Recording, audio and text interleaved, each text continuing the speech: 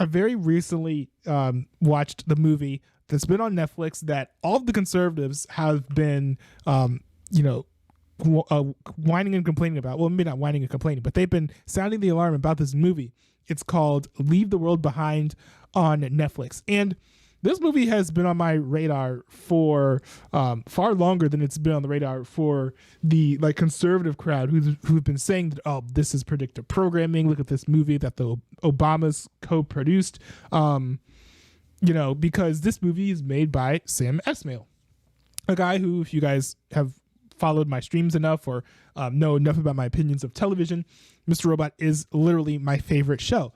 So I was pretty hyped to see him making a movie, and I was doubly hyped to see the trailer for his movie get so many views. Like, I do feel like this dude has deserved to have a movie that is like put inside of the limelight of like, I don't know, American pop culture, and to see him like finally get that is very cool.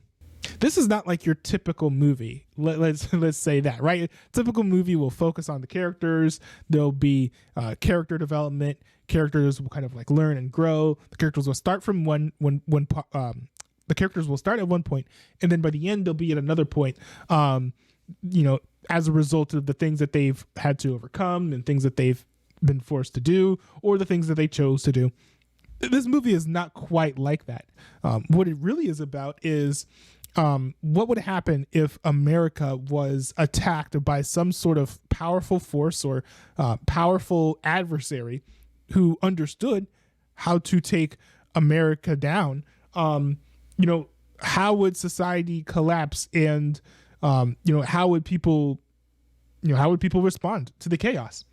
So in the movie, and I guess I'll go ahead and put in like the spoiler tag here. I'll put in the spoiler tag so that you guys, if you want to see this movie, go watch the movie and then go watch this video. I don't want to spoil things for you. I do want you guys to enjoy the movie without spoilers. But like essentially in this movie, first there's like, well, there's the hacking of like navigation systems. And so like, you know, ships are starting to run aground into the ocean and stuff like that. Then the internet is hacked and taken out so that the internet isn't really working. It was working briefly after the attack, but then was brought back down again. Then all of like the television started getting knocked out, like even over the air, and cable television was not working. And then people started getting antsy, but then there were like sonic / radiation attacks. You know, Tesla started getting hacked and like blocking up all of the roads so that people couldn't like leave the places where they were. And that's just what we see from the main character's perspective that we have access to. These people are like rich people who are on a vacation in a somewhat secluded area. If we were to follow characters who were like in the city, for example, it would be far more chaos than what we saw here. Now, of course, there are like some weird things going on with the animals that kind of make this all very spooky and creepy, and as well as, you know, a wonderful score by Mac Quayle that also adds to the eeriness of this film.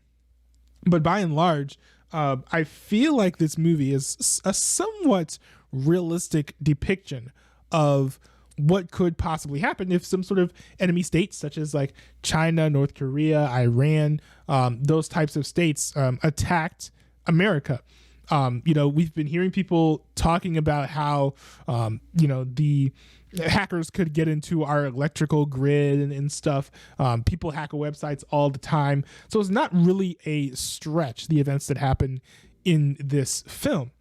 I do think that it's good if what you're trying to get out of this film is a portrayal of how people would react in that scenario, because people start distrusting each other. You know, guns start getting drawn. You know, there are almost fights that break out. And you know, like, there's not really a whole lot of like bonding together, because it does feel like, without some sort of like authority figure saying that, you know, everything is going to be okay, we have order now. It does feel like there's a state of chaos, and you don't know who to trust, and you don't know when things are going to get back to normal, or if they're ever going to get back to normal.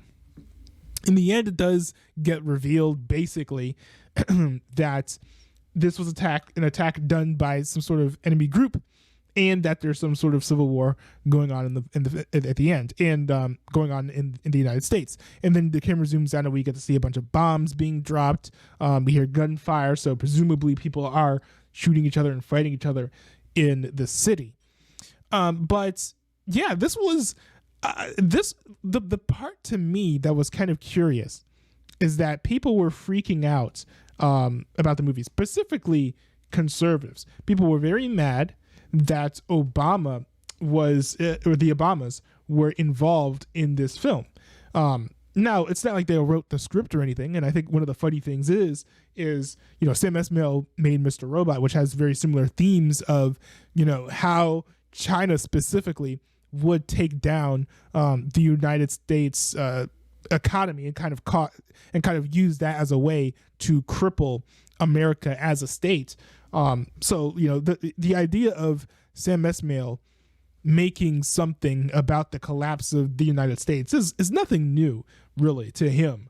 The fact that he's making a movie about it is the only thing that's a little bit different. He is friends to a degree with the Obamas, and they gave him some consultation on how to make certain things more realistic. But overall, that does not make this like a bad movie, an evil movie. People are saying, oh, it's predictive programming. First of all, I don't know exactly whether or not predictive programming is like a real thing. I haven't researched it, but even if it is, I think that makes it even more important to watch, because the whole thing about predictive programming is that the elites are telling you what is going to happen in the future. Now, I don't know if the events of Leave the World Behind are actually going to happen in real life. I think they could, for sure, but I don't know if they actually will. But if you believe that this is predictive programming, you believe that they're trying to tell us what they are planning, or whatever the conspiracy-minded folks would like to say, then this actually makes this movie an important one to watch, not to be like, oh, this is creepy, this is weird, this is racist.